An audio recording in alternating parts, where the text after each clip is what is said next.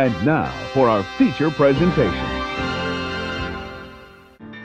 There are two genres of film that I don't really like that much. I'm not really a big fan of westerns, although there are some that I do like, and it's really hard for me to get into noirs. Let me show you a bad example of a noir. Hey, handsome. You looking for some rotten cotton? I'm a woman.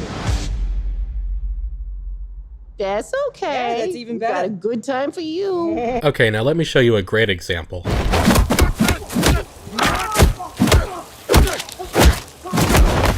The Batman was such a great noir. To be honest, in the other Batman movies where we had to look at his detective side, it was a little bit boring. This movie takes a big front step with the crime-solving aspect of Batman, and they do it in a tremendous way. The noir mystery element is at the center here, and it makes everything feel more grounded and realistic, even though it's a comic book movie. It's very similar to how the Joker was grounded into reality, and it works in this movie's favor a lot. Hey!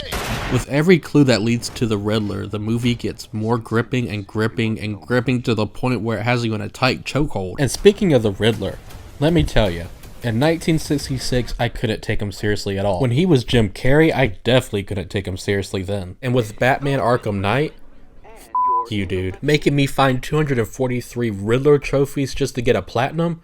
Like, come on, man. When I watched the trailer for the first time for this movie and I saw the question mark, I laughed my ass off. The Riddler? The Riddler's gonna be the villain? Now I definitely can't take this seriously.